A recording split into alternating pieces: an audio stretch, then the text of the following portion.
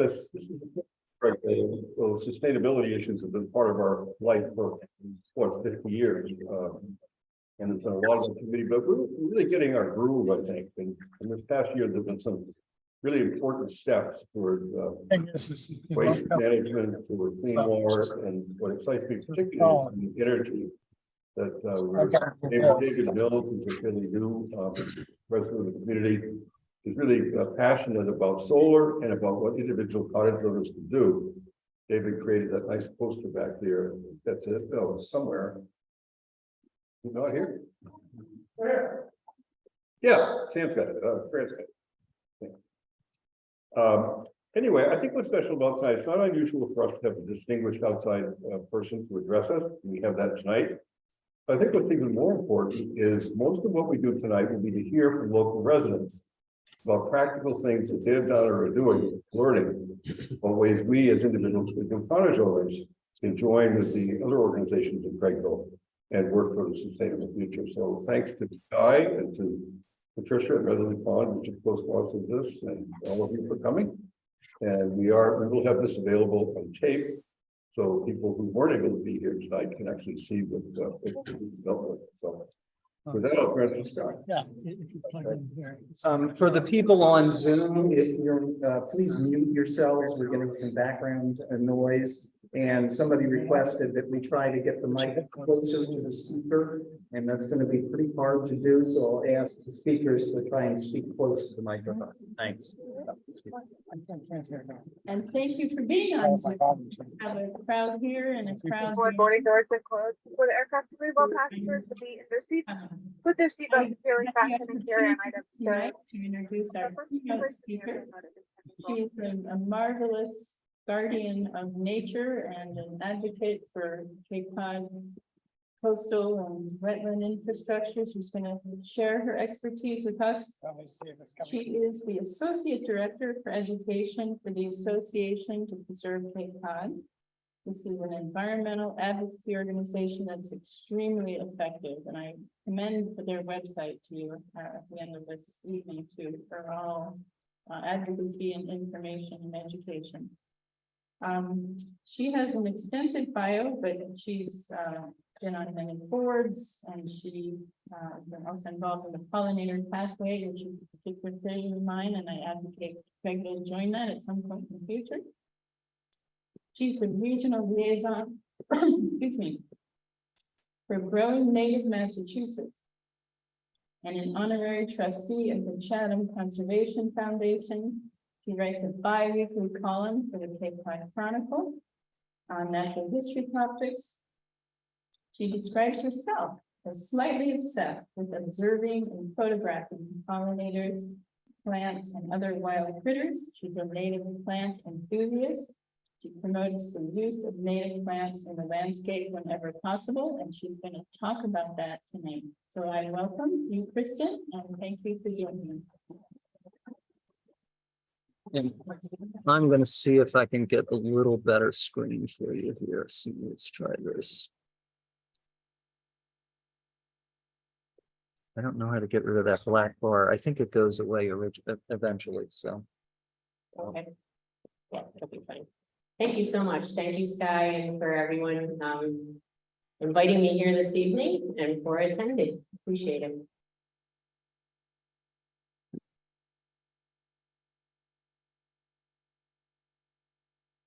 So worldwide, more than 40% of insect species are in decline, and a third of them are at risk of extinction. 25% of our native wild bee species in the US are at risk of extinction. And the primary causes are habitat destruction, fragmentation, pesticide use, development, and a changing climate.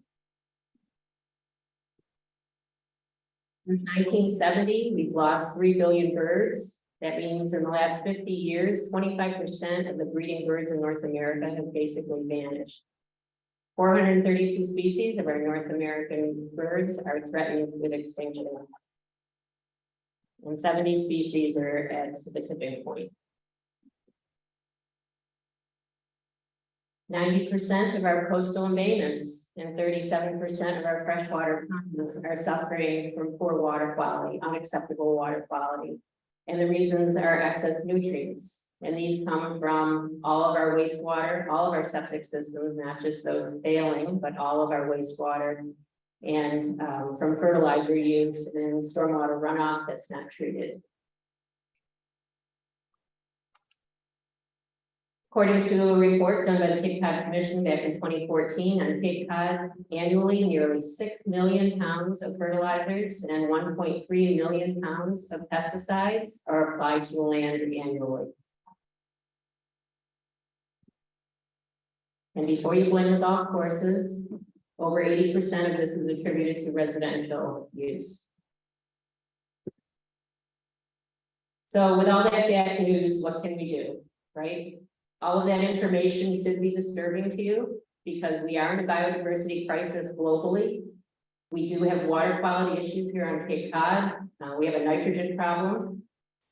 We have excess nutrient problem that affects our coastal embayments as well as our freshwater ponds.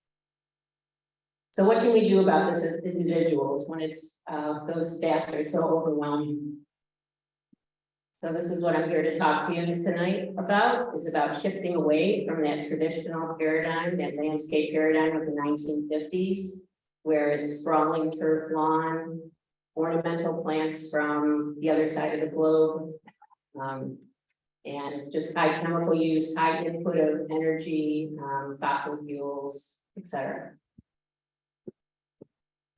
Because there's a way to do this, and it's really been shifting to ecological landscapes, which are designed and cared for with nature in mind. It's about making this nature connection with our landscapes. You see, each of our properties are part of nature. Nature is not just kept in the park down the road, or the state parks or the Cape Cod National Seashore. All of our properties, everything about what we do, where we live, has a role to play in supporting our pollinators and supporting biodiversity and protecting our water quality.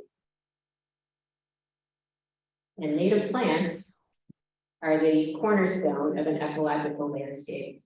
And that's what I'm going to focus on this evening. There's a lot of things around ecological landscapes I'm not going to have time to touch on tonight, but I want to really focus on the value of planting more native plants in our landscapes. And the reason why these ecological landscapes are so important is that they do support our local ecology. They're also healthier landscapes for people, pets, and wildlife, for grandchildren and children to play on yards, and for pets, and again, wildlife that may be passing through our properties. Ecological landscapes can help water quality. They can also help us conserve water. And ecological landscapes can actually preserve a sense of place. And we can reduce our energy input and our carbon footprint by being more ecologically minded in the choices we make in our landscapes. And they can be a real active stewardship for the planet. So Cape Cod native plants. I like to say these are the true proven winners. And if any of you frequent nurseries, you're like somebody who likes to buy plants whenever you can, because there's always room for one more. You'll know that proven winner trademark name. They've advertised quite a bit lately, and you see them in all the nurseries in their little white plastic containers. They say proven winners. But our native plants are really the proven winners because they're well adapted. They've evolved here. They've evolved in our ecoregion. So they're well adapted to the Cape with its salt spray and its summer droughts, and they do well in the nutrient poor soil. And the three examples I grabbed here is beach plum, bayberry, those are two shrubs, and then the seaside goldenrod. These three species thrive in the dune setting. And can you think of a tougher place to live than in a dune, where you're getting beaten by those persistent southwest winds, full of salt spray over Nantucket Sound. And of course, the dunes are really nutrient poor. There's not a lot of organics out there, and often very dry and desiccated. So those are three excellent plants that every landscape should have. Beach plum and bayberry like to grow together because bayberry is a nitrogen fixer, and beach plum doesn't like to be crowded. It's happy to be out there with full sun. And if you have enough beach plum, of course, you get to have beach plum jam at the end of the season. So to help you with some native plant ideas, we have capecodnativeplants.org. It's a plant finder, a plant selector. You put in different filters and it'll give you a list of plants that you can choose from. We have over 130 species in the on that website at the moment, and we continue to add to it. So let's back up to why plants are important. So think back to elementary when we learned how valuable plants were. They are the only organisms that can capture the energy from the sun and relay that energy to the rest of the living things on Earth. They are the only organisms that can do that. So plants in general are really the basis for life. And native plants, along with our native birds, insects, and other wildlife, have evolved together over thousands upon thousands of years in our ecoregion, an area where they've developed these very complex relationships with each other, how to get along, how to avoid each other from being eaten, and how to ensure that each species is able to persist through the thousands of years. So these very complex relationships are some of the things that I'm just going to touch on this evening. And really, these species need each other. No, just like we do, like no man's an island, no species an island. There are connections, very deep connections that ensure that, again, each species can continue on. So of course, native plants have this strong ecological value, which is really what inspires me to be so involved with them. Insects and plants, again, co-evolve, they have these specialized relationships. And one very obvious one that we are all familiar with is pollination. Plants produce a flower, most plants are going to produce a flower that attracts an insect or some other creature to come and get some nectar in the kind of haphazardly sometimes move pollen to the next similar plant, and therefore we get seeds, we get pollination and seeds. And the plant gets to create the next its next generation. Sometimes it's not just pollination, sometimes it's moving seed, helping disperse seed. But anyway, let's talk a little bit about the pollinators, because I think this is really something that maybe not a lot of us have thought about. And I think it's a very important aspect. We talk about the pollinator pathway, but we want to talk a little bit more deeply about who the pollinators are and a little bit about their life cycles. And understanding their life cycles and what they depend on is really important for them to be able to survive and be part of our landscapes. So bumblebees, you probably could have all guessed that. And there's mason bees and sweat bees, carpenter bees. Butterflies do an okay job. They're very pretty to look at, but the moths, those are the guys that are doing the special pollination. There've been some recent studies that have shown that they are so effective at pollination. Of course, most moths are nocturnal. So I like to think that perhaps the scientists weren't doing their work. They were sleeping while the moths were doing their work. And so all of a sudden, we're just suddenly realizing this. But moths are extremely good pollinators for not only wild plants, but also for landscape and crop plants. Flies are good pollinators. Think about a fly. They have very little bodies, most all of them. And so when they're going in for a sweet drink of nectar, they're going to carry some pollen grains with them. Same with beetles and even wasps. Honeybees need to set the record straight. When we're saying about save bees, we're not saving honeybees. Honeybees are like chickens. They're a domesticated insect here in the US because they're really a European species. So we're really talking about protecting our wild bees. But we do thank the honeybees because when that industry was having all sorts of issues, it really drew attention to the fact that our wild bees are suffering from habitat destruction and the pesticide use and lack of good forage. So a little bit about our bees. We have 400 wild bee species in New England, anywhere from the size of a grain of rice to a big old fat carpenter bee, which is probably about the size of a Brazil nut, something really quite large. And unlike the European honeybee, the vast majority of our wild bees are solitary nesters. And what that means is After mating, after the male and female mate, the female will go off and create a tunnel, whether it's in her particular location, will create a tunnel, and that's where she'll lay her egg and provision it with pollen and nectar, and close it off and do that all over again. The males have nothing to do except to fertilize the female, and then they're off on their own and they die. So it's these single moms that carry on the species and the work it takes to bring up that next generation. So some of these wild bees live above the ground, and here's that big old carpenter bee. That's the biggest bee that we have. That's a wild bee here in New England.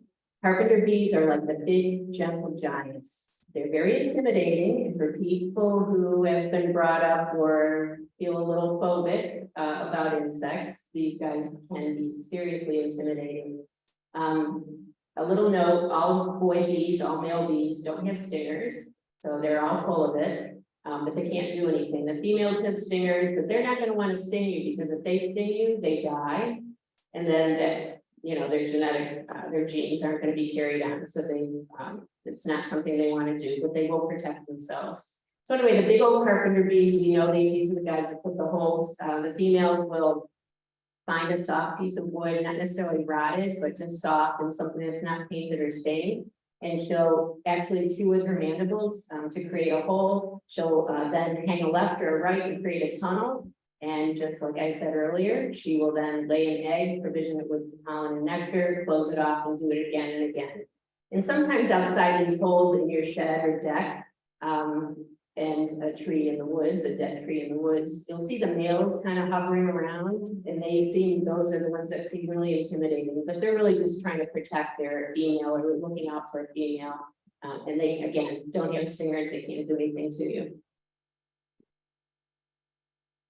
Some bees just need the soft pith of a plant stem. There are some species like this tiny mason bee. Actually, I'm sorry, this is a tiny carpenter bee. And she is going to look for a broken stem or a stem that's been chewed off by a deer or a goat, or maybe it's been weed whacked. And she specifically will look for things like sumac or blackberry. And she doesn't have those big mandibles, obviously. She's just a very tiny bee, so she can't really chew through heavy bark or anything. So she finds the soft pith of a stem and will chew her way down, maybe upwards of 2 feet if that's how long the stem is for her. And she'll do the same thing, lay an egg, bring in some pollen and nectar as a little pollen ball, close it off and do it again and again and again up the stem. And many of those will just overwinter and emerge in the spring. Then we have some wild bees that nest in the ground. Now remember, these are all single females, they're all single moms. And you might find holes like this and think they're ant holes. So if you look a little bit closer, you'll see this tiny little bee emerging. And just because there's a bunch of holes next to each other, it doesn't mean it's a big mob of angry hornets or something. These are single moms that do not defend their nests. There may be more than one in an area because they found a great spot. Like it's really nice, the sun is right, the soil is just right, loose enough for them to dig their tunnels. And so they're together in sort of a community, but they're all single moms. And again, same thing, she's digging a tunnel and provisioning it, laying the egg and closing that off and doing that multiple times. And they will all emerge in the spring. So this is a little depiction of what that might look like. All the kids get their own bedroom. And again, not territorial about them. She's just going about her business of going collecting that nectar and pollen. She's going to pack the pollen on her scopa and the little hairs on her legs in most cases. Some bees will collect the hair on their abdomens. There's a whole variety of, depending on the species, how they go about their business. Some bees are specialists. I find this really fascinating. What I mean by this is that some bees have a certain affinity to certain plants. Now, you vegetable gardeners may recognize the photo on the left. This is a squash blossom. The family of squash and pumpkin and all of those plants have a special bee that really does a good job of pollinating, and that's the squash bee. And they're very good at it, and they need squash. So if we were today to stop growing all pumpkin and all squash in that family, we would lose these bees. But of course, many of us are growing them all the time. They are ground nesters, so they need a safe place and somewhere near where these vegetables are being grown. And again, the female, she's when you go out and see this, actually what's in the photo here in the morning, and you see the little bees down in the blossom, those are the boy bees. They spent the night there because the female is in the tunnel where the eggs are, where her next young are going to be. And so they are very good at pollinating these plants, and they also need them. The picture on the right is a hibiscus bee. They need hibiscus. If they don't have those plants, they're not going to, their young can't eat any other kind of pollen. And our hibiscus plant here is the swamp rose mallow. That's our native one. So about 25% of the bees in the eastern part of this country here are specialist bees, and this is a little blueberry bee. We talk about moving honeybees all over the place, that whole industry of moving them to pollinate the cranberries, to pollinate the blueberries, but really what we need to do, or what would be especially helpful, is to protect our wild areas and recognize the fact that we need the blueberry bee, because she's especially adept into getting in those tiny little bellflowers. And you can actually plant a specialist bee garden. Cornell University or the Botanic Gardens came up with a booklet on that. So now when we talk about butterflies and moths, there's no better specialist than the monarch butterfly, and somewhat to its detriment. You probably have read over the last many years that more than 90% of the population of the monarch butterfly is gone. So there's about 10% that persist. This is a migrating butterfly. Most butterflies don't migrate, but the monarch does. They start in Mexico and they move north with the flowering and growth of milkweed. And within 3 or 4 times as they cross the country coming north, they're going to lay eggs on the milkweed and generate the next generation, which will then make the next hopscotch jump to the next milkweed further north and east. So by the time we see monarch butterflies here, about this time of year, this is the last generation of monarch butterflies. So she is going to lay her eggs on milkweed because it's the only plant that her larvae, her caterpillar, can eat. And when that turns into a butterfly, it's that butterfly that's going to fly all the way to Mexico, starting at the end of October, November. And against the westerly winds. I don't know how they do it. So she can drink nectar from anything, but she is looking for milkweed to lay her eggs. Because this is her caterpillar, and her caterpillar has evolved with milkweed. It's able to deal with the sticky sap, with the cardiac glycosides that are in there that are toxic to most creatures. Just has a really interesting, they're able to bite the vein in the plant so that they can easily eat it without getting too much latex to gum up their mandibles. But if we don't have milkweed, we have monarch butterflies. And these are our native milkweeds: common milkweed, butterfly milkweed, the rose milkweed, and the world milkweed. So these are the most common ones that you might put in your garden or in a wild field area. But the milkweed's not just for butterflies. There's other insects that have developed relationships. This is the milkweed tussock moth. And I always say it looks like somebody's little crochet project. And these are 3 other species that you'll find always in milkweed. Milkweed bugs, the swamp milkweed leaf beetle in the center, and the oleander aphids. These little yellow aphids, they're not native, but they always show up in milkweed. And all of these insects that you see here will suck the juices of the plant, but they won't kill them. And they're perfectly fine and acceptable. And of course, they probably in turn end up being food for somebody else. So when we talk about these relationships with butterflies and moths and plants, we refer to these plants as their host plants, and these are just 2 more examples. The spicefoot swallowtail is going to be looking for spicefoot and sassafras in which to lay her eggs. Fortunately, here in Cape Cod, we have lots of sassafras, not so much spicefoot. But if you want to see that butterfly, those are the plants you need to have in your garden or in your neighborhood. And same with the eastern swallowtail. We need to preserve our black cherry, our birches, and tulip trees. Don't have a lot of tulip trees on Cape Cod, but we sure do have a lot of cherries. And often they're seen as junk trees, but they're really important habitat plants.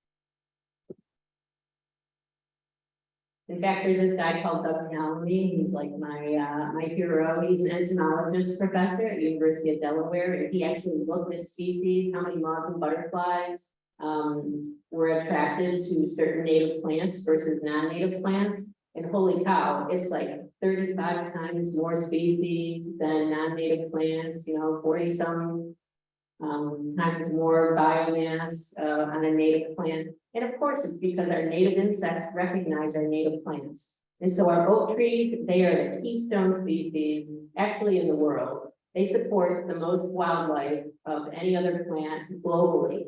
And, of course, there's lots of different species of oak trees, but the ones we have here, our insects recognize. So white oak, red oak,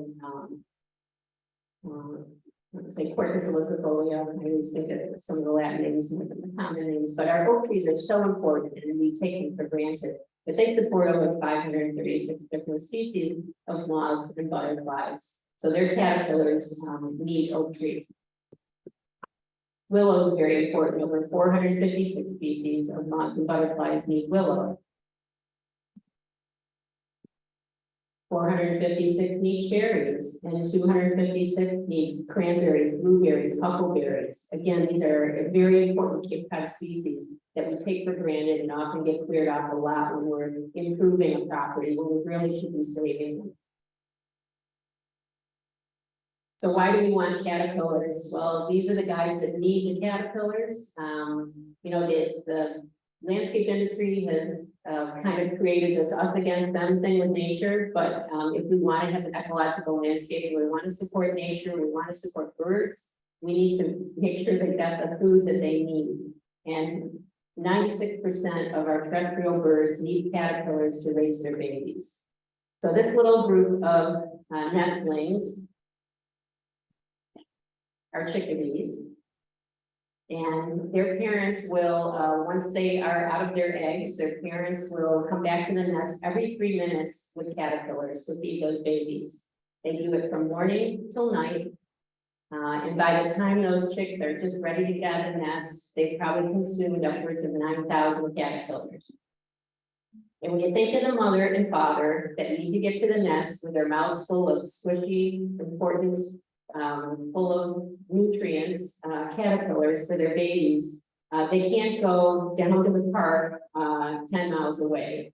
They need to be, back and forth, in very close proximity. So if you want chickadees nesting in your yard or your neighbor's yard for that matter, you better have plenty of oak trees and other plants that are native plants that are going to support caterpillars for these guys. And of course, it's not just the one chickadee nest. What about the cardinal? I've even seen wonderful photographs of birds you wouldn't even think of that eat caterpillars. It's again, 96% of them, they highly dependent caterpillars. It's that time of year when the caterpillars are there that the chicks are being hatched. So of course, this is what our typical 1950s landscape looks like. Lots of turf lawn, lots of non-native species like our blue hydrangeas that seem to be the plant on Cape Cod are really from China. The Bradford pear should not be planted anymore. It has terrible invasive tendencies. And everybody here says, well, I don't see that. Well, it's coming because Pennsylvania is already, their wild areas are being overtaken by Bradford pear. And that's a big long story in itself. But anyway, these landscapes that you see here are really wasteland for wildlife and for birds. So what happens when you don't have host plants for caterpillars? Well, you probably already know the answer to this study. They did a study and they looked at landscapes that had a suburban landscape, and it was a citizen scientist program, and they had chickadee nests that they were watching. And once we got under 70% native plants in the landscape, there just wasn't enough food. And so the nestlings were just they didn't survive.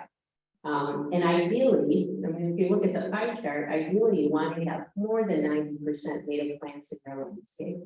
Now, when we're here in a place like this, where we've got so much greenery around us, we don't feel maybe that there's so much pressure. But make no mistake, you need to, it's not just greenery, it's having the right plants that those butterflies and moths are going to lay their eggs.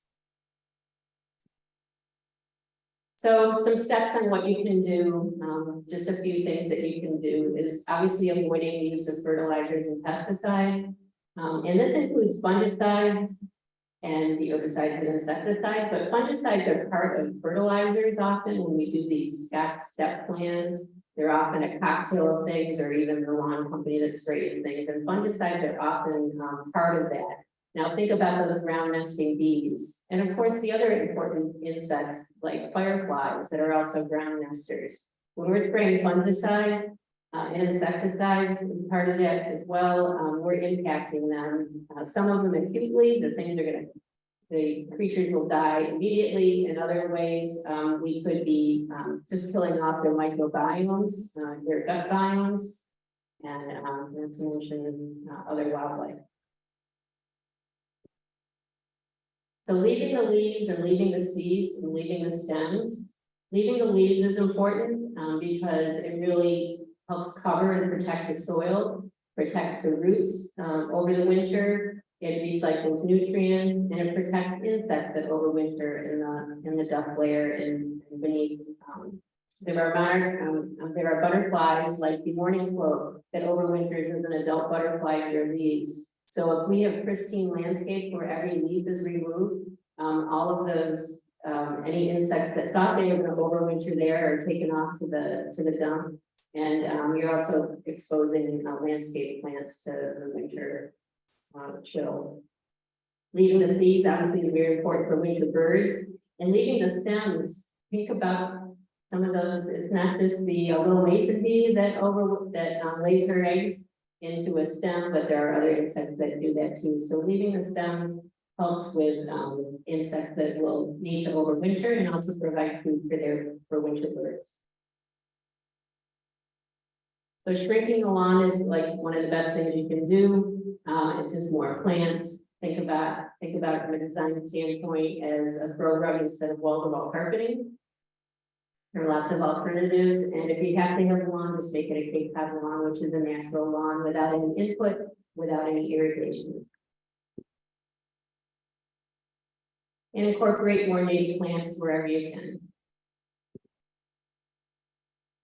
And a couple of examples, goldenrods are one of the most important group of plants. Everyone looks at these who don't know plants and they say, oh, that's the thing that gives me hay fever. Well, it doesn't. This is wet pollen on these plants. As you can see in the photo, there's insects all over it. And that's because it's wet pollen. And those insects have to move that pollen to the next plant in order for that to be pollinated. But they're also getting really important, again, nectar and pollen for provisioning their nests. For the monarch butterfly, this is one very important plant before they head down to Mexico. There's over 24 native species of goldenrods in New England, so you can have a really interesting garden with goldenrods. It supports 110 species of caterpillars, so moths and butterflies. There's 110 species that depend on goldenrods for their life cycle. And we have some bees that are very specialized to them as well.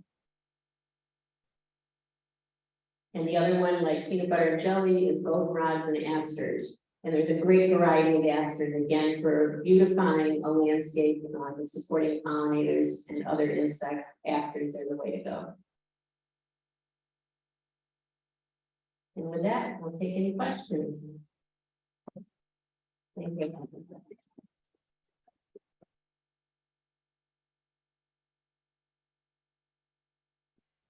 So I had a question. I noticed carpenter bee tunneling under our stone steps. Does that mean that the carbon debris is getting through the underneath to our house in the wood? It sounds like not. Carpenter bees like to be in wood. Yeah. So maybe it's not a carpenter bee, maybe it's just a queen bumblebee, and she may have found a good place for a nest. Yeah. Yeah. Anybody else?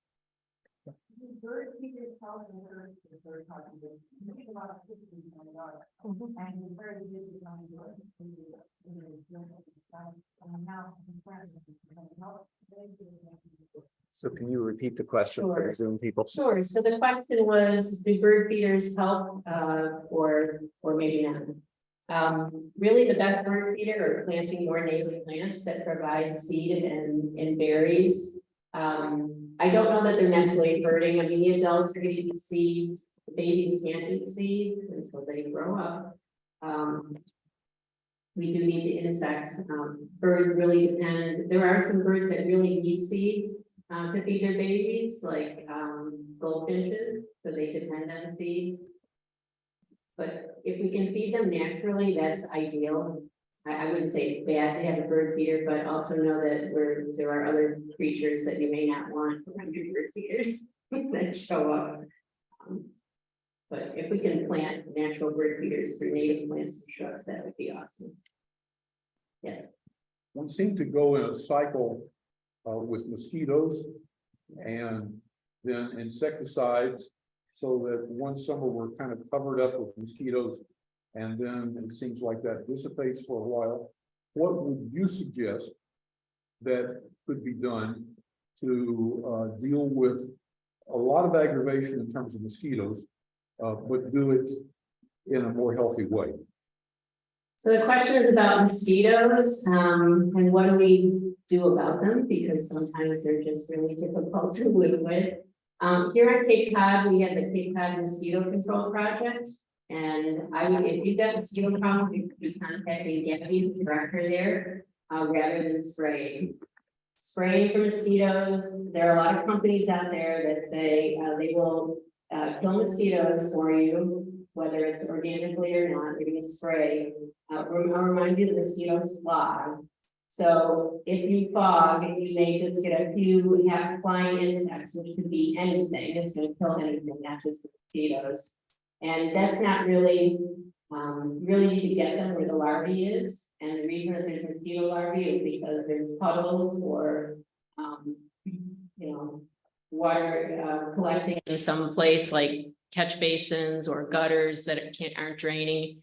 And if there is a ditch or something where mosquitoes are a problem, that's where the Cape Cod Mosquito Control Project would take over and take care of something there. I wouldn't frankly waste any money on companies that spray for ticks or mosquitoes. It's really a waste of money.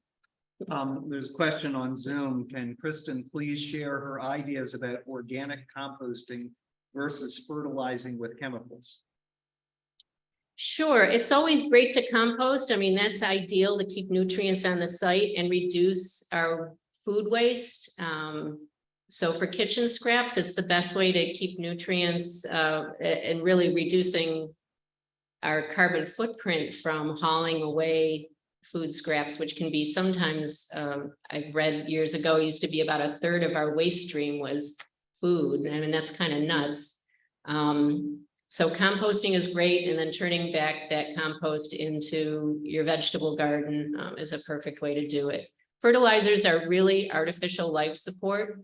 When we're composting and really caring for the land, we're looking to support the soil organisms. Those are the things that help our plants grow.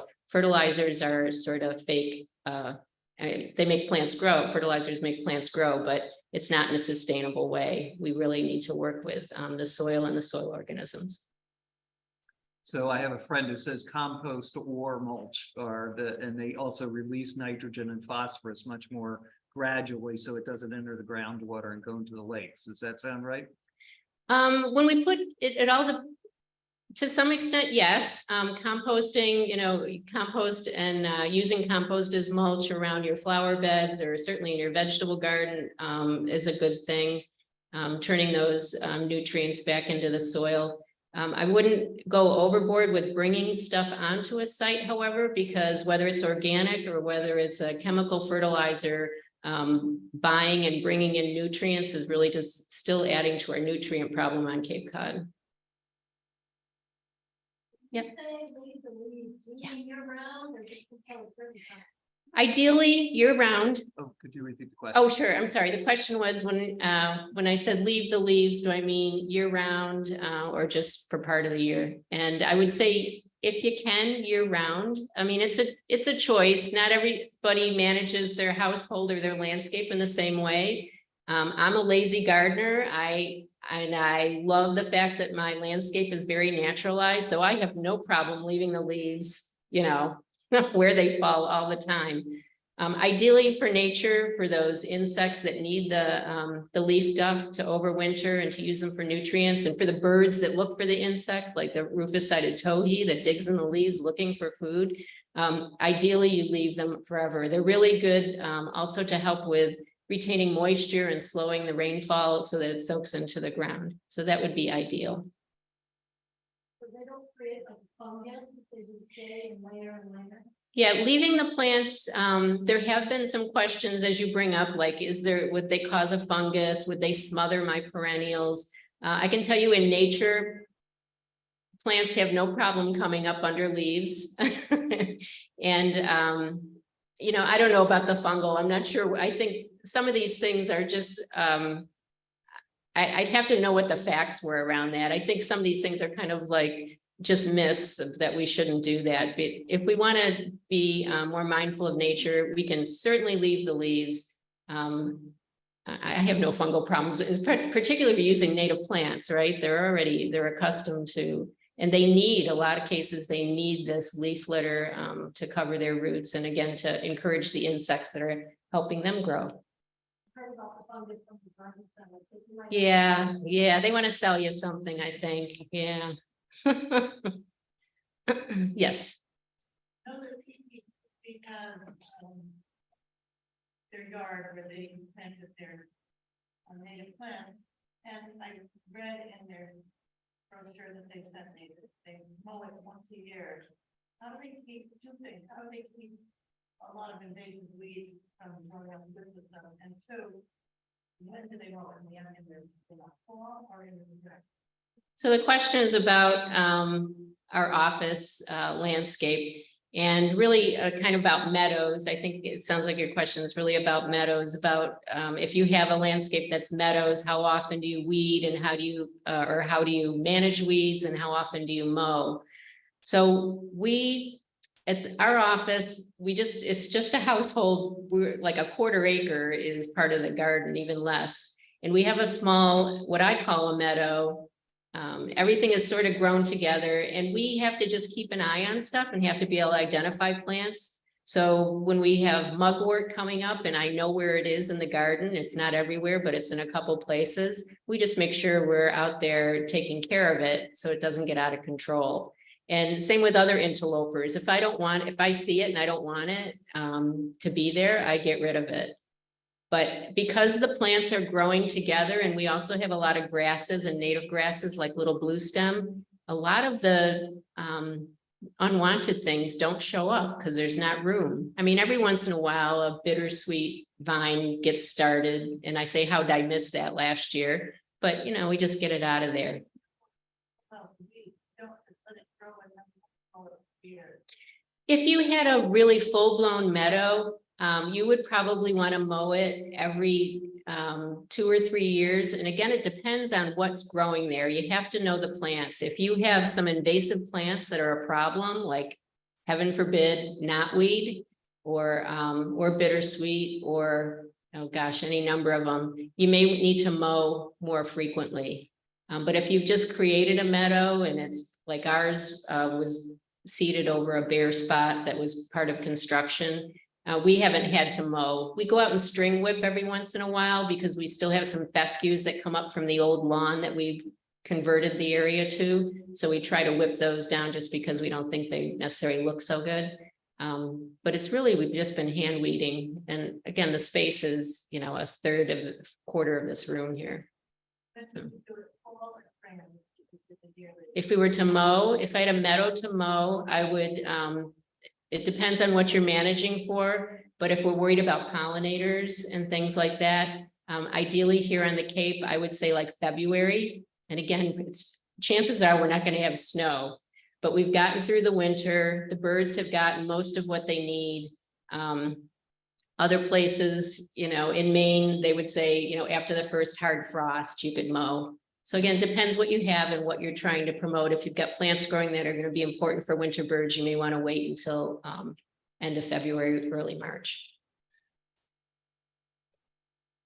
Thank you very much.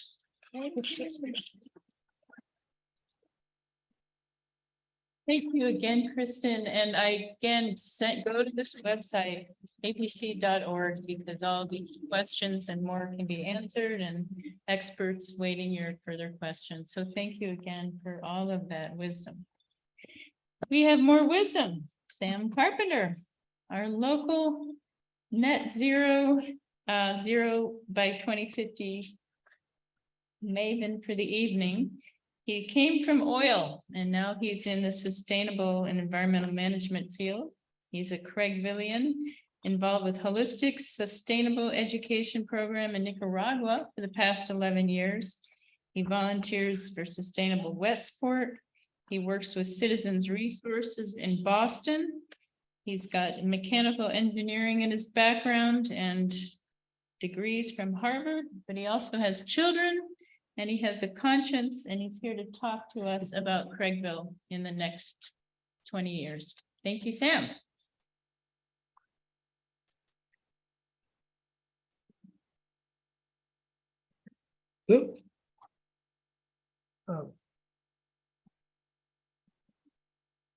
All right, it should be fine. And if it's okay with you, I'll just advance the slides. Well, first of all, thank you, Sky, for staying on me to get this done. Thank you, Patricia and everybody from Lily Pond, Ali Turner. Thank you guys. This is a great night and a great presentation. So I'm really proud to be involved with it.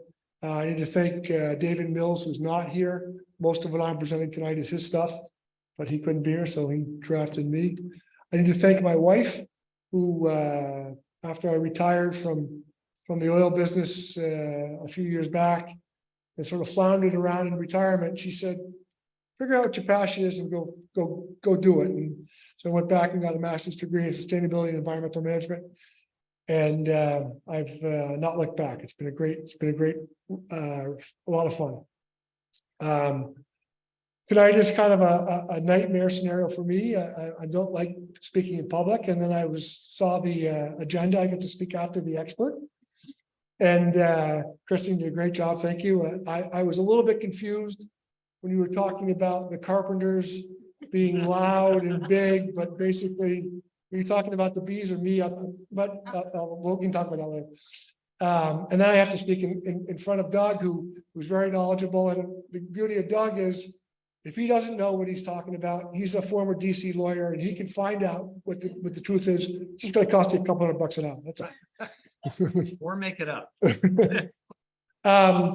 So I think we can go so 5 years ago, the CCMA drafted this pledge to be zero by 2050. It's a pledge that I plagiarized from the pledge we made in Westport, Connecticut. But to me, that's the ultimate recycling. Let's find somebody else's pledge and make it work for us. And I think it works for this community.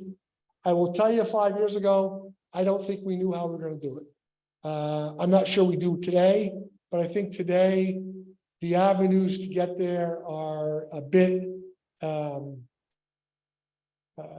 there's a few more obvious avenues than there were 5 years ago.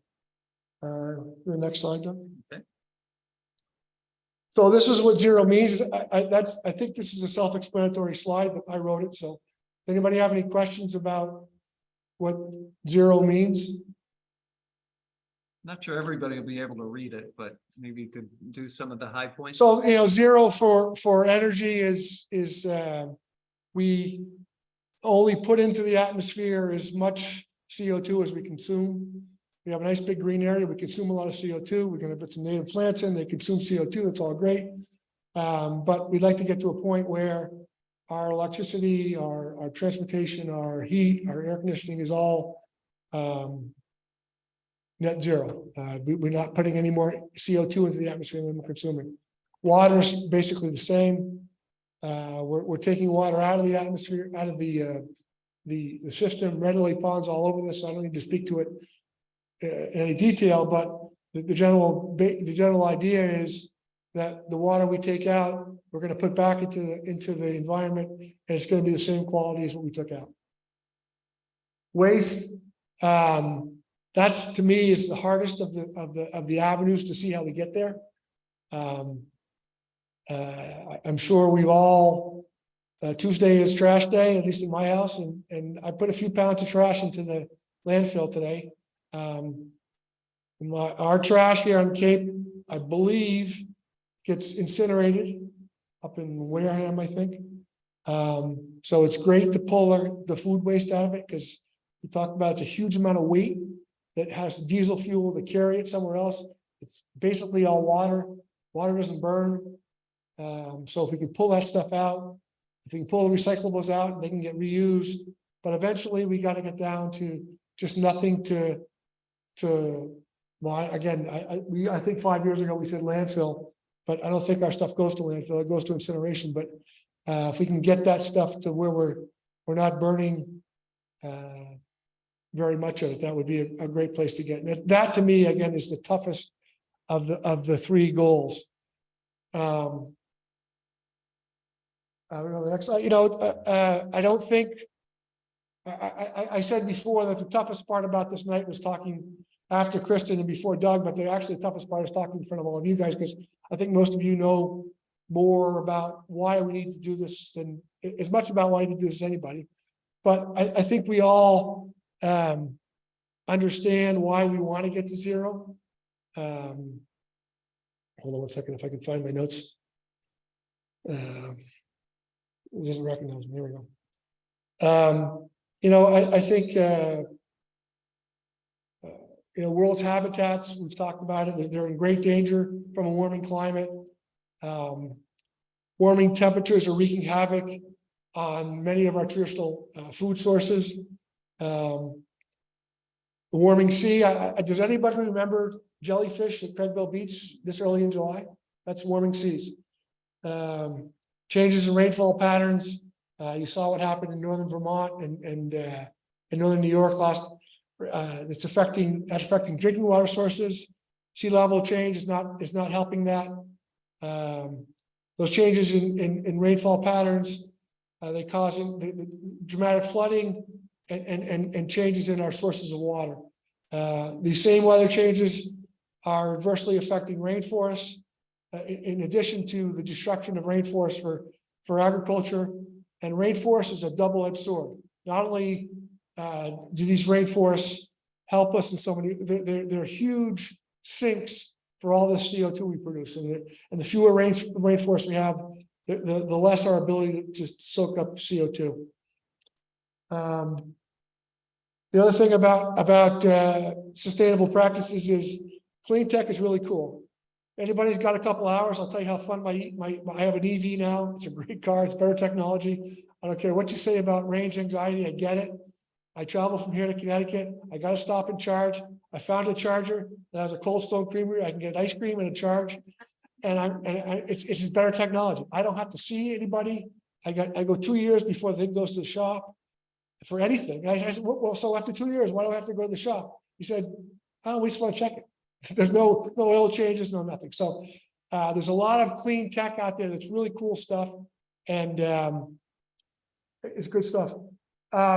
But the real reasons that we need to change our environment, there's 8 billion of them. That's the people on this earth, and actually, it's 8 billion today, but it's the next 8 billion, the next 8 billion after that.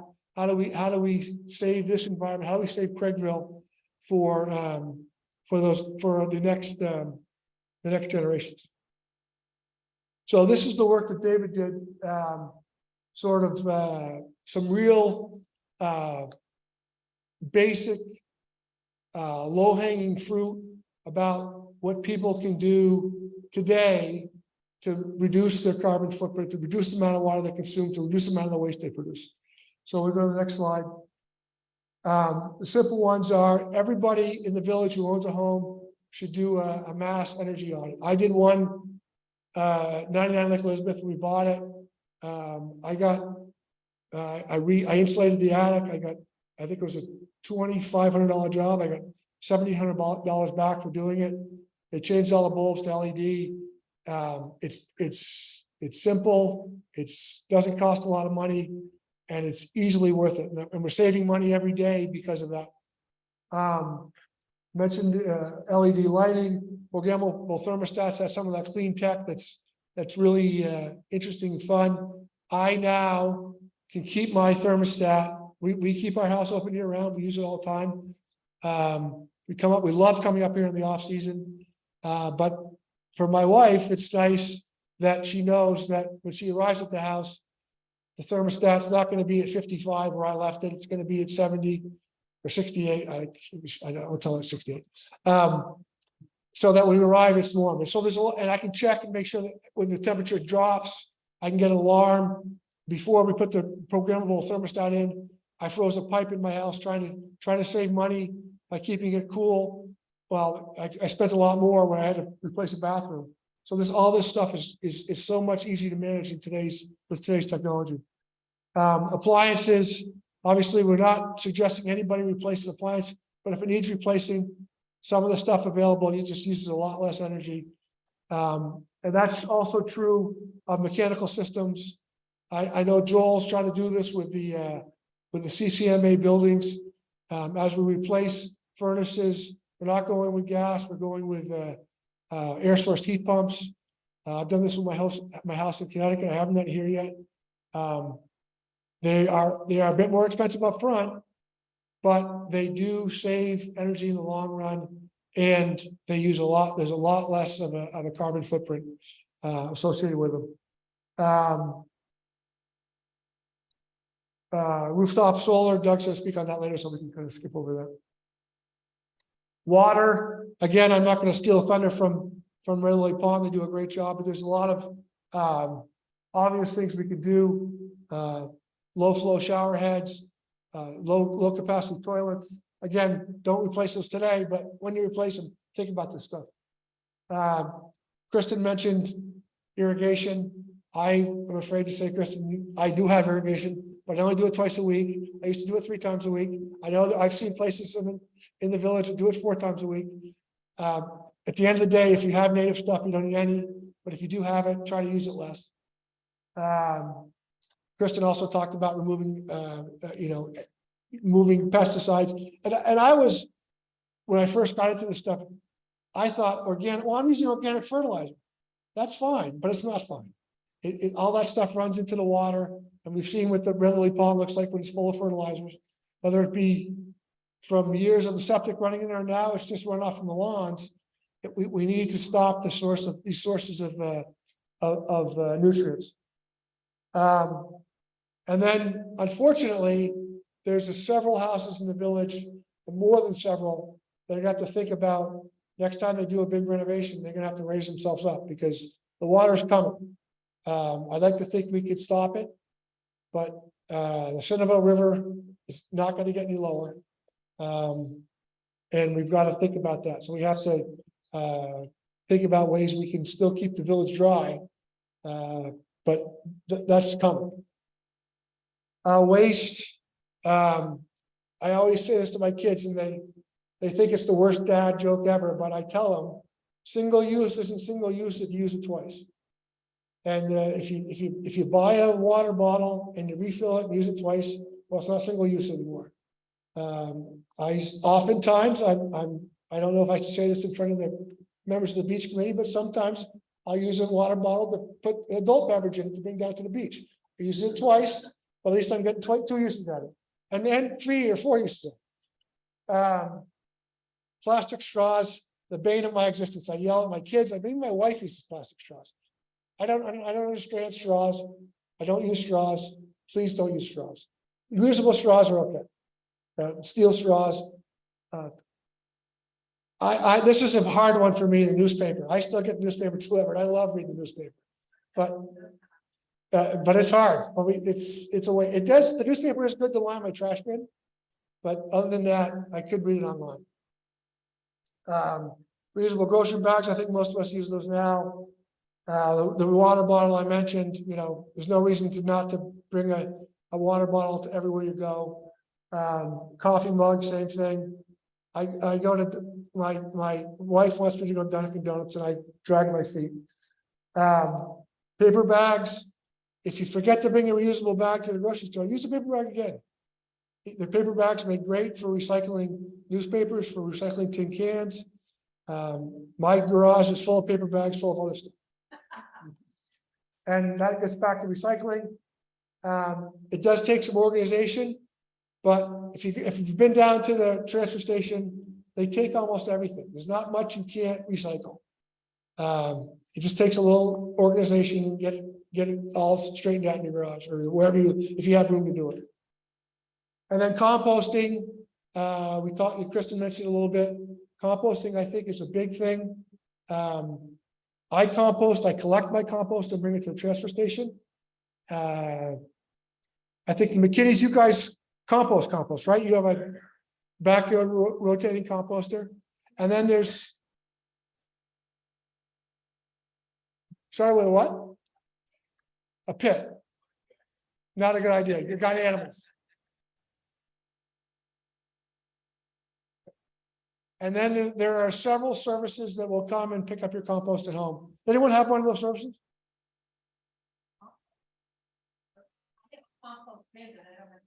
And you bring it to the transfer station? So you do it like the McKinney's. So where do you, who does yours? Yeah. Blue Earth. Yeah, there's several that offer composting services here in Craigville. There's actually, one of the things, I don't mean to steal your thunder here, Please, but please. one of the steal things that the community is looking at is setting up a community composting service where there would be composting bins in locations around the village, and you would have a little composting can on your counter with a biodegradable bag, and when that fills up, you just take it to where the bin is. The bin is animal proof and is tightly sealed, so you don't have to worry about smells. And then the community would have the service come once a week and pick up at all of the composting places. I'd like to just have a quick show of hands. If there was a community composting service, would you be willing to take those steps? Raise your hand if you would. Food waste, but it also includes Kleenex and paper towels. Yeah. Okay, just for the people on Zoom, everybody in the room raised their hand, I think. So that's a good sign of what this community is all about. I'm sorry, Sam, go ahead. No, that's more or less my presentation. I'd love to hear anybody's comments on any or additions, augmentations, comments, corrections, probably if things that were wrong. So anybody have anything they want to? Bill? Doug's going to mention solar. I'm open. Okay.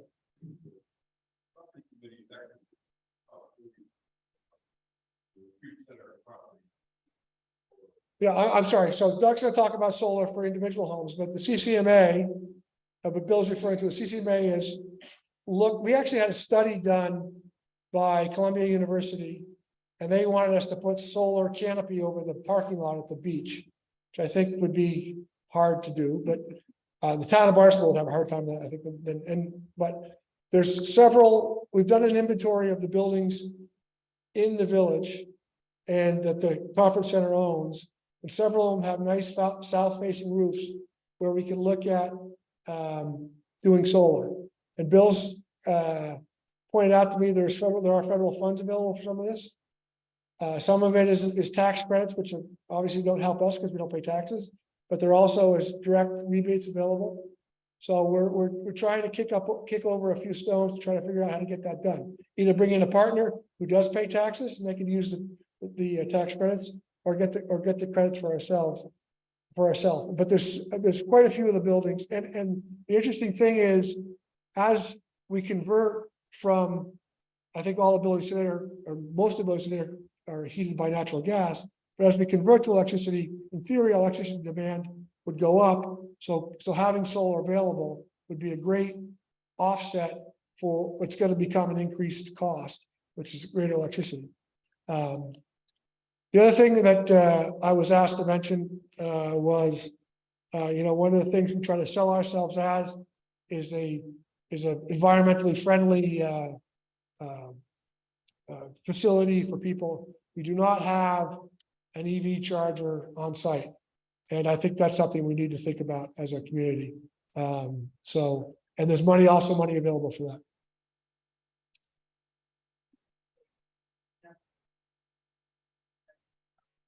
Yes. So there are 2 or 3 kinds of heat pumps that I'm aware of. There's geothermal, which sends a fluid down into the ground, circulates it down, and gets the temperature up, because the temperature in the ground is warmer than the air temperature in the winter, and obviously cooler than the air temperature in the summer.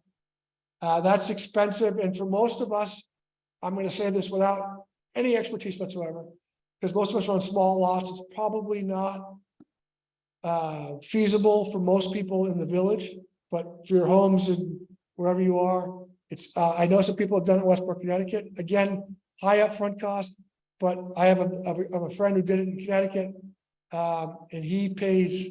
He's got a big house. It's a 3,000 or 4,000 square foot house, and he pays almost nothing to heat it and cool it. So that's ground sourced heat pumps. The second is air sourced heat pumps, and there's 2 kinds. There's ductless and ducted. Ductless are the so-called mini splits. That's what I use for air conditioning and heat on the first floor of my house. Mitsubishi is the biggest manufacturer. The technology on those, when I put mine in 2010, I believe, that it would heat down to 37 degrees. So basically useless in the winter. The new technology heats down to 17 degrees. So it's getting to a point where you don't need a carbon, a hydrocarbon sourced backup. And some of them now come with electric source backups, they got resistance heaters. And then there's the ducted air source heat pump, which is basically replaces your furnace with it still has a large condenser outside, but it runs through your existing ductwork. And I've done that. We did that on our house in Connecticut. And I can tell you we've been very happy with that. But again, bigger upfront cost, but much more efficient long-term, and you will save money in the long term, especially if you're producing electricity on your roof. Thank you. Oh, there's one more question. Jim? Go ahead.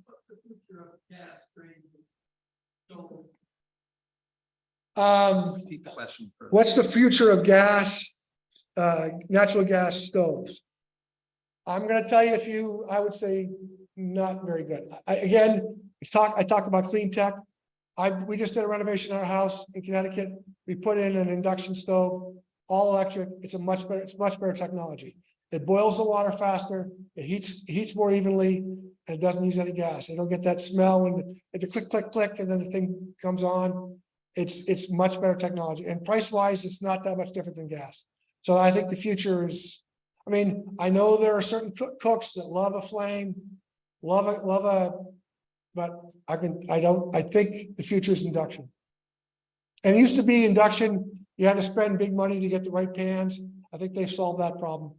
Induction's the way to go. Thank you, Sam. Thank you. Thank you, Sam, for a guy who doesn't do public speaking. That was some serious public speaking. Did David Mills proud. It's great. There are questions. And at the very end of this, because we don't want to go too late, I'm wondering if our presenters will stay and there can be an informal question time instead of the built-in general question time. So for all the wisdom that's in this room, avail yourself. Now we have Doug. We have, in our house, we call you affectionately Lord Farquhar because you are a master at what you do. Doug is an attorney, but he's also a son of Craigville and a grandfather of Craigville now. He plays tennis. He and Terry are completely involved in wonderful ways in this village. They've been here since 2010, and he's a solar panel aficionado and real expert because he has them all over his house and he's going to tell us how to do that. Thank you, Doug. Okay, thank you, Sky. And by the way, Lord Farquaad did not spell the name right, so please don't call me that. I'm going to talk as quickly as I can about solar panels because we've been here for a long time and there's still another speaker and we want to have additional questions. But I wanted to talk about my personal experience and hope that it helps you understand the benefits of solar power, whether there are misunderstandings about solar power, and then answer any questions that you have. One of the misunderstandings is that you need a southern facing roof. And I will show you a slide on that very subject. It does not need to be a southern facing roof to get decent results. So how much was your electric bill for June? Think about it. How much was your electric bill here for June? Ours was minus $360. Now April, or I'm sorry, late May, early June was a good month because it wasn't that hot that our air conditioner was clicking on. And the sun was it's a high period of the year for solar. I wish we always got minus $361 bills. I can't say that that's the case, but still, it's pretty impressive. So the reasons to get solar panel, obviously, first one, it reduces the need for any other kind of generated power, either by coal, gas, or nuclear. And the cost of electricity is going up rapidly. And we found this in our house here. We put on the solar panels about 14 months ago. At that point, electricity was running about 35 cents a kilowatt hour. It's up to 37 cents now, and it's going to keep rising, which makes the payback that much faster. So even at 35 cents a kilowatt hour, the amount that we had to invest in our system on our house here in Craigville, we figured it was about a 7 to 8 year payback. And the system is guaranteed to last for 25 years. So you not only are paying almost nothing for electricity here, we're paying nothing for electricity. In fact, I just checked our banking statement. We got $65 rebate from Eversource last month because we generated so much power compared to what we were using. So it's a fast payback. There is a service fee that you have to pay of $11 a month so that when you're not getting enough solar, the electrical grid will supply power. But really $11 a month compared to what we were paying before is quite a benefit. So the screen on the left is an app called Enphase. And when you get your solar system installed and get it operating, this app is incredible for all the data that it can give you. And what this one is showing is that, I think I printed this out about 2 weeks ago, since we installed the solar panel 14 months ago, we have generated the equivalent of $2,800 in electricity. So some of that has gone into building up a little cushion for our house, for our account. Some of it has gone to satisfy our power needs, but some of it has come back to us in the form of cash as well. Roofs don't need to be south facing. This is a little complicated to explain, but the Enphase app will show us over whatever period of time we decide to look at, will show us what each of the different solar panels has generated. And the ones on the left is the southwest facing roof, which is the most, it's the best exposure to have. But the other 6 panels are located facing actually to the north and to the east. So they're supposed to be less favorable.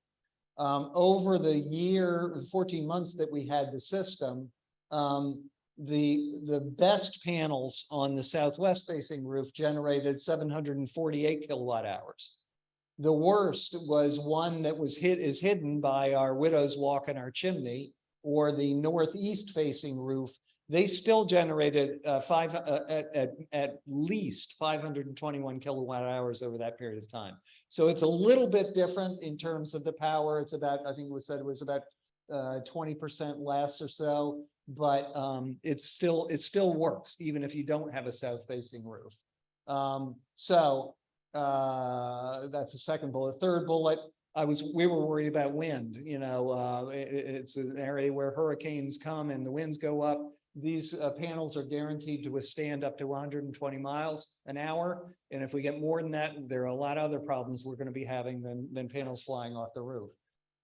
So the final reason many of us in this room are older, and welcome to those who are not older, the very few. When you're older, you start thinking about retirement. And for Terry and me, I'm working now. I'm making still a pretty good income, although I'm not working as hard. To make this kind of an investment now, it costs us $20,000 after the tax credit to put those solar panels on the roof. We're not paying electricity bills for the next 25 years. So that when we retire, not having to pay electric bills either here or in Maryland, where we also put in solar panels, that's really a pretty huge benefit to us in terms of a payback. So I recommend looking at the finances. They are really sort of spectacular, especially here. If you lived in California, it's a different story. They have so much residential in California, so much residential solar, they're not offering the same kind of benefits that they are here in Massachusetts. So this shows the experience over the last 12 months. You can't see this very well, but there were only 1, 2, 3, 4, there were 5 months where we used more power than we generated. They were in August, December, January, February, and March. 2 floors of our house are heated with the electricity, and all 3 floors are air conditioned with electricity. So this was easily made up by the months where we generated more electricity than we were using. So we were worried about a couple of things that would keep us from putting in solar. We were, first of all, we loved our new home on Lake Elizabeth Drive, beautiful home. And how does it look to take this old home that was built sometime around 1880 and throw solar panels on the roof? Well, by looking at different designs from different companies, we were able to pretty much match the eaves on the top of the roof there so that you don't really see it from the street. When you're on the midway coming down, if you want, you can look at it and you will see over near where our chimney is, it's not so great. You can see the shingles beneath it, but most of that roof is completely covered by solar panels. So it really didn't bother the look of the house, in our opinion. Now, other people would say, well, gee, historic home, you're putting solar panels on, everybody else has asphalt shingles. Hello, asphalt shingles weren't put on those houses when they were built either. There's only a few homes. The Lanes have one where they're still putting cedar shakes on their roof, and that's great. But it really, I don't think it destroys the look of a historic home to put on solar panels any more than it destroys the look of a historic home to put on asphalt shingles. Upfront cost, very expensive. For us, it was $29,000. You can get financing or you can lease them. But it really, if you're going to be making this as an investment, it makes sense to buy them. But you get a 33% tax credit, not a deduction. So you're getting money in your pocket at the end of the year for a third of the cost, basically, that you put into it. It's either 30 or 33%. So trees may have to be cut down. That's another reason not to do it. Beautiful trees, you don't want to cut them down. Here, of course, we didn't have to cut down any trees. There was no shade. In Maryland, we put them on our garage roof because the pattern wouldn't work on the front of our house because of the way that the dormers were and the valleys of the roof and so forth. We had to cut down 3 walnut trees, but ultimately we made the decision it was better for the environment for us to go to solar than to leave those trees growing. So that's one thing that you may have to consider. So here's the process. If you're thinking about doing it, it's very, very easy to find out whether solar will work on your house. All you have to do is take your last electric bill, and you saw our electric bill. It says on it how many kilowatt hours you've used for the last 12 months. You scan that, you call up one of the companies that installs solar, and we'll tell you the name of ours if you want it. You give them the street address. They go on Google Earth and they look at your roof from Google Earth, and they look at your electric bill and they say, you're going to need, in our case, 20 panels. And this is how we will position them. And if you want to do it after that, then you tell them you want to do it. They'll come to the site and they'll check the angles of the roof and the shade trees, and they'll look at all that, and they'll make a recommendation as to the best layout you can have, and a price for that. You then give them a deposit of, I think it was $1,000, so that they'll go ahead and order the panels. You wait until your queue and you're ready to install. In their case, I think it took about two months here and 3 months in Maryland. And then you have to pay the full price once it's installed and operating. Once it's, they take care of the permits. You don't have to worry about that. Then when it's all installed, Eversource comes in and installs a meter that will, figure out when electricity is being generated, when electricity is being used, and then you just turn the system on. That's all there is to it. It's very, very easy and very easy to follow with this app. So I didn't want to talk about only my experience. There are 2 other homes that I'm aware of in the village that have solar panels. The Whelans have one down on Lake Elizabeth Drive, and Diane Carpenter has one on her house on Lake Elizabeth Drive. And this is a quote from her that I asked her to give us on email about her experience. They were installed in 2015. Has never paid for electricity. She's received checks, as we have, from the sale of the energy. And she actually added air conditioning to her house, and she's still not paying for electricity because the electricity from the solar panels is covering that. One issue she had is her roof was old. And, 2015, so 8 years ago, it was in okay shape, but it was, getting to the point recently where she had to replace the roof. In order to replace the roof, she had to have the panels taken off and then put back up. This is actually one of the advantages for Terry and me, that the panels go to the edge of the eaves. So if our roof needs replacing, it'll only be in the parts that are exposed. And I don't think they're going to have to take the panels off to do that, because it's at the top of the roof and then it's just on one side. But that's actually not going to be a problem for us in our lifetime, because we have a 25-year roof that was installed 2 years ago. So very good experiences from them. I talked briefly with the Whelans about theirs, and they felt the same way. It was very, very positive. So any questions? Okay, Val, why don't we go first? We'll left or right?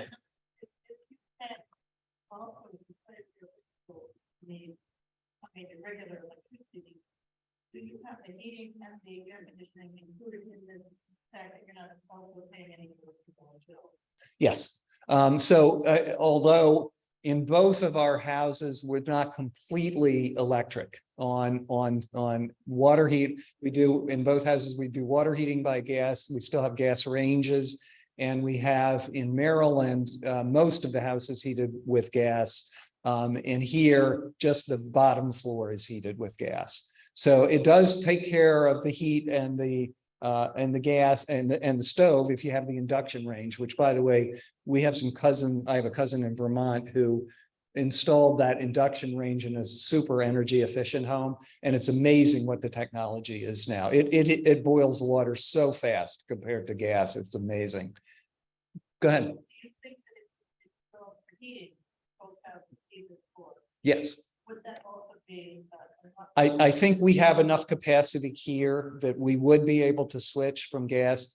But when we moved into the house 2 years ago, we bought a new furnace. So as Sam was saying, it doesn't really make sense if you've got a recent appliance. And these are all Energy Star appliances we have there too now. It doesn't make much sense to get rid of your old system simply to go to electricity so that you can use the solar. But we think there's enough cushion in there. So who's next? Yes, ma'am. Community solar projects in Massachusetts. I don't think they're in the name. But if somebody doesn't have $30,000 up front for their own solar panels, I'm assuming people can sign on to community solar projects as well. Might not get Craigville to zero net, to net zero by 2050, but it's still the same. Okay, great point. So for the people on Zoom, it's Joan, right? Yes. Joan was asking if there's community solar projects that are available. I'm not sure. If you can't afford the upfront cost, leasing it is an option. And I think it's basically ends up being not that beneficial because the leasing companies are charging interest for it. But you would still have a payback. It just wouldn't be in 7 or 8 years. Yeah. Other questions? Kathleen?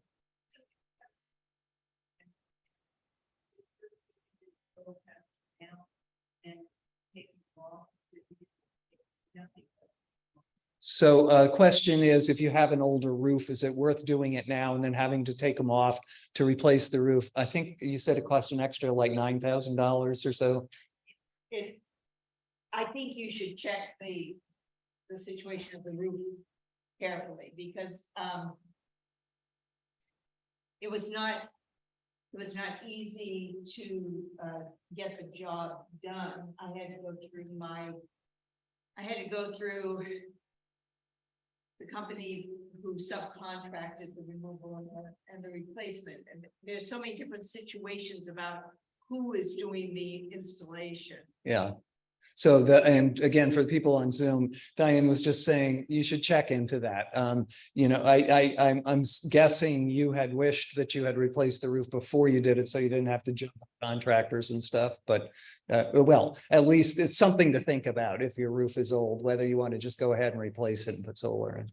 My roof was 20 years old, but it was contract. It was a new construction 20 years ago, and so to evaluate the condition of the roof is important, I think. Yeah. So and her final point was, if you've got an older roof, evaluate the condition so you know what you're getting into. Yeah. Good. Well, let me return it back to you, Scott. Thank you, and may you outlive your roof. Thank you. You're so welcome. I'm going to ask you to push the buttons for me. Sure. Thank you. I'm the last speaker and we're already at the end. So I'm going to give you the speed reading version of what I'm going to do. And I know Ally, I think, is going to put our PowerPoint presentations on the website. Is that possible? So all this incredible information I'm not going to give you will be available to you later. So I'm going to talk to you about light pollution. The Lord said, let there be light, but maybe not this much light. And essentially, these are pictures of this is these continents, North and South America, and then there's a zoom in on Barnstable, pictures of light pollution. And light is pollution. There's so much of it, we can't see our stars. There are lots of statistics on my slides about how every year, 10% brighter our skies become. So we literally cannot see the stars in some places. And we love LED lights. We talked a lot about them, but LED lights are not all equal. Essentially, Doug, can we push the button? Sorry, Thank you, that's okay. Oh, let me talk more about this. Third of the population in the world cannot see the Milky Way. And again, we use LED lights, but they're incredibly bright. And it's good for energy conservation, but maybe not for this pollution that we can manage. Go ahead, Doug. Thank you. The next one. Sorry. Thank you. Get it. There you go. This was interesting to me because it's not just our cities and skies, but the oceans are filled with lights, and down into the depths, lights permeate and change habitats underwater. So that was kind of stunning too. Oil rigs, but also ambient light from shore cities and such. Thank you, Doug. One more, Doug? Do you want me to push the button? No, I'm trying to juggle things here, make sure we're. Thank you. So this is quickly about how not all LEDs are the same. Essentially, and we changed all our light bulbs to LEDs. LED that they sell you now are blue light wavelength, intensely bright with blue light, which scatters and oscillates faster. It's one reason our sky is blue. You can go to the store and see different LED that are labeled in Kelvin. These are indicators of the warmth of the light. And by and large, LED lights are bright and white and blue. But if you go for warmer lights, yellow or amber, there's less scattering of light. So you get an LED, try to get a different color of an LED light. This tells you more about that. Doug will push the button. We can also just turn out our lights. And this is the thing that we can do as homeowners, as village stewards. Use timers, use motion sensors. If you have outside lights, direct the lights downwards. But even if you direct an LED light downward with a blue LED bulb, you're still scattering light. So direct them downwards and use warmer LED bulbs. There's all kinds of light fixtures we can use outside of our houses that will hood and shade things. And you really pull your shades down. Don't let your light shine at night. And we'll talk about why increasingly in the next slide, Doug. Thank you. Fireflies. So it's summer. We used to stick them in jars. We used to count the flashes. We can't do that so much anymore because they're dying and we are killing them with our lights. Essentially, firefly habitat is dark. And if it's not dark, they can't find each other, they can't mate, and they go away. And so there are statistics about how often they flash and how quickly they're dying from light. Thanks, Doug. So nearly 1 in 3 species in North America are going extinct. Kristen talked a lot about pesticides and insecticides, broad spectrum. They kill everything. They also kill fireflies. And it's just not golf courses, but all the swampy habitat. We have a lot of swampy habitat here, which is nice. And I still see fireflies out our window at night, but not as many. And oh, could we go back to that one? I just wanted to point out that fireflies are beetles. And so they look icky if you see one crawling around your deck, but don't flick it, don't squish it. That's what they look like before they light up at night. And they, again, live most of their life in a larval state underground. So you have to let the earth be so they can do their thing and grow and light up. They only live for a few weeks. Some start flashing at dusk. Some have double flashes, triple. There are 2,000 species. They're incredible insects. And each of them is doing a different dance. Thanks, Doug. So even in the optimal place, these males, these hapless males have a hard time finding their females. And so again, that light that we pour out just terminates their courtship. And it doesn't only make it harder for them to see, you're essentially erasing habitat. So light displaces fireflies, so turn out the light, the threat is gone. It's really that simple. We talked about leaf litter and we talked about leaving the ground go. Fireflies provide us with more than twinkling and summer memories. They are the insect canaries in the insect coal mine. And their disappearance signals our human impact and deterioration of this delicate and balance in nature. So let that light bulb go off. Thank you. And thank all of you. So there were a couple of comments on Zoom that I wanted to share. First of all, Peter Jansen, as you know, also probably know, drives an EV and is a real zealot for it, an electric vehicle. He's had one for over 7 years and benefits are vast. Village charging station is a great idea and he's happy to help fund one. He also said many towns in the Boston area will provide substantial rebates for heat pump installation. So that's also something that's happening. Dee Dee thanked Kristen, Sam, and Doug for excellent presentation with lots of food for thought. She sent that message before you spoke, Sky, so please don't feel offended. Any other questions or comments, or should we go to the drawing? I'm willing to stick around. Kristen, you willing to stick around for a little bit? And Sam's still here too, and Sky. So feel free to come and ask us questions or whatever. And many of you came on our nature walk or bought raffle tickets. So one of the bonuses of being here tonight is we're going to raffle off 2 rain barrels from the Association to Protect Cape Cod. There is a sample back by the table. The 2 winners, if they're local, will have their rain barrels delivered to the door by our marvelous Ed Deaton and his marvelous truck. So all of this is really it's a win-win-win. So here is our receptacle. And Kristen is gonna shake it, and we have no idea if she's gonna pick 2 winning tickets. And then the winners will go home tonight with their token water bottles that will signify their rain barrels to come. Okay, thank you, Kristen. Oh, wow, Kathleen Brady, come on down. You have won a rain barrel.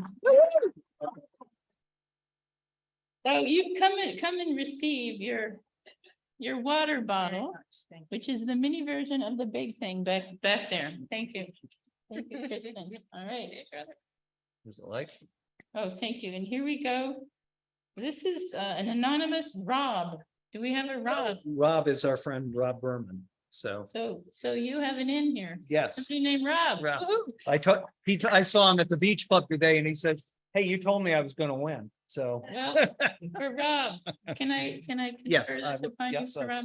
sounds So like- again, thank you all for coming. Red Lily Pond is a really remarkable piece in the great mosaic of this community, and I'm privileged to have been on the board. I'm coming off this year.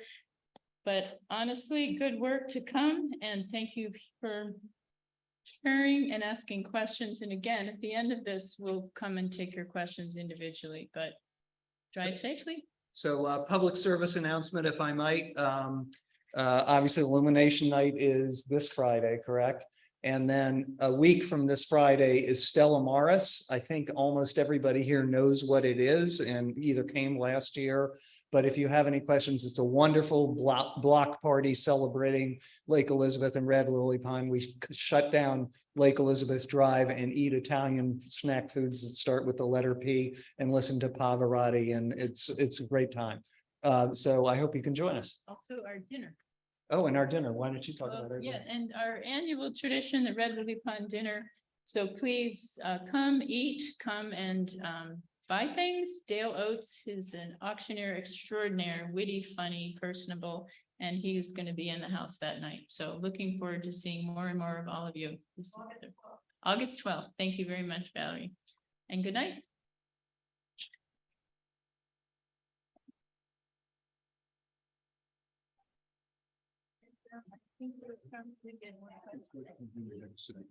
Sure.